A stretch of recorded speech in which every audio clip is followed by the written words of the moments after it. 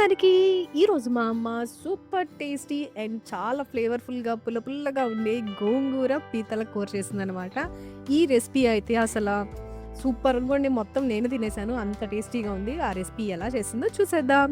ముందుగా ఒక పాన్‌లో oil heat చేసుకొని, ఆయిల్ హీట్ అయినాక అందులో కరివేపాకు వేసుకోవాలి. కరివేపాకు చిటపటలాడిన తర్వాత అందులో మనం కట్ చేసుకున్న ఉల్లిపాయ, పచ్చిమిర్చి, కొద్దిగా పసుపు వేసుకొని ఉల్లిపాయ మగ్గేంత వరకు ఫ్రై చేసుకున్న తర్వాత అందులో అల్లం వెల్లుల్లి పేస్ట్ కూడా వేసుకొని పచ్చివాసన పోయేంత వరకు ఫ్రై చేసుకోవాలి.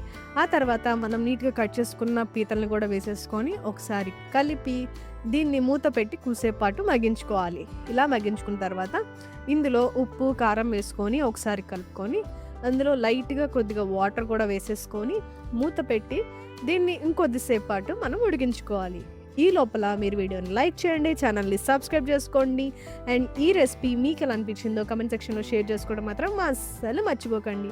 సో, ఇలా మూత తీసుకున్న తర్వాత అందులో కొద్దిగా గరం మసాలా అండ్ ధనియాల పొడి వేసుకొని అంతా బాగా కలిసేలాగా కలుపుకున్న తర్వాత మనం ముందుగానే ఉడకబెట్టి పేస్ట్ చేసుకున్న గోంగూరను వేసేసుకొని ఒకసారి కలిపి మూత పెట్టి దీన్ని ఒక లాస్ట్ 5-10 మినిట్స్ మనం మగ్గించుకుంటే ఎంతో టేస్టీగా ఉండే గోంగూర పీతల కూర రెడీ అయిపోతుంది. చివరిలో కొద్దిగా కొత్తిమీర అండ్ కరివేపాకు వేసుకొని దీన్ని అలా స్టవ్ ఆఫ్ చేసుకొని వేడి వేడి అన్నంలో వేసుకొని తినండి. అండ్ మీకు ఎలా అనిపించిందో తిన్న తర్వాత కామెంట్ సెక్షన్‌లో షేర్ చేసుకోండి.